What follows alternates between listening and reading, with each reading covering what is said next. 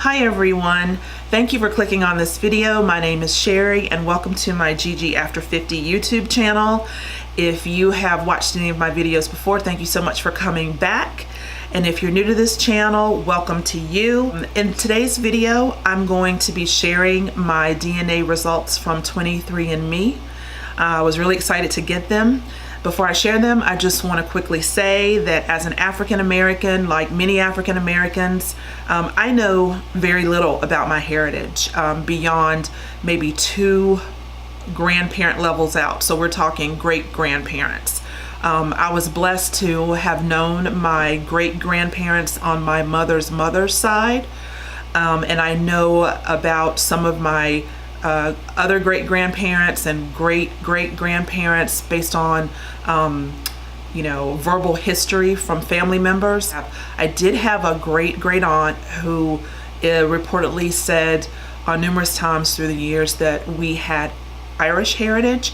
So aside from that, I've never known anything about a certain group that I descended from. So without further ado, I'm going to share my results with you.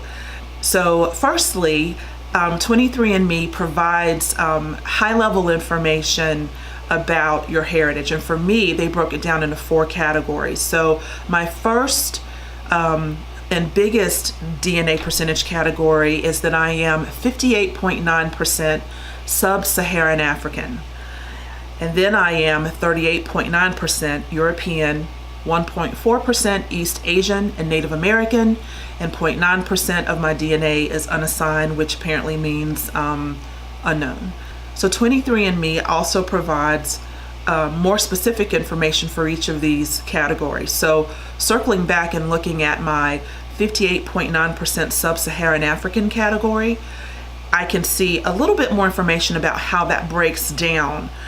So I am 16.2% Nigerian, 15.8% coastal West African, 5.6% Senegambian and Guinean, 5.4% Congolese, 0.3% Sudanese.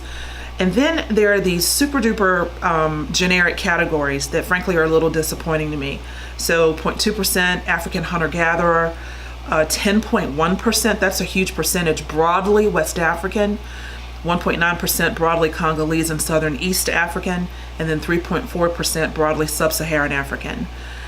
Then as I look at my European heritage breakdown, so the 38.9% European breaks down to 17.5% British and Irish, 4.6% French and German, 1.3% Scandinavian. I am 0.1% Iberian, and it's my understanding that the Iberian category represents Spain and Portugal. And then we have more broadly stats, 9.5% broadly Northwestern European, 2.0% broadly Southern European, and then 3.9% broadly European. Again, kind of disappointed looking at that because that doesn't tell me a lot. And then my third category, which is 1.4% East Asian and Native American, it breaks down to 0.9% Native American. And then these other categories that I'm absolutely floored about, 0.1% Indonesian, Thai, Khmer, and Myanmar. And then I don't know if that's supposed to be Myanmar. Anywho, 0.3% broadly Chinese and Southeast Asian, and then 0.1% broadly East Asian and Native American. And then my last category was that 4th category that was unassigned, 0.9%, so no need in even sharing that. And thank you, by the way, for enduring the super duper quick statistical breakdown for all of that. I think my bottom line with regard to my 23andMe DNA results is that I found it quite interesting to see and learn a little bit more about my heritage and where I come from or who I come from. I was absolutely disappointed that so much of my DNA is so generic. The information they provided is so generic. There's one last piece of information that 23andMe shared that I also want to share with you, and I found this probably to be more interesting than anything else, and that is that they provided information regarding my win story. And what I mean by my win story is they provided information on the generation range where I'm likely to have had a single relative who descended from these populations. So looking at this graph, we can see that for my British and Irish heritage of 17.5%, my generational correlation is that I am likely to have had a grandparent, great-grandparent, or second great-grandparent who was likely born between 1850 and 1910. And I find that to be fascinating. That's far more helpful to me than just seeing sort of random percentages without them being tied to like when.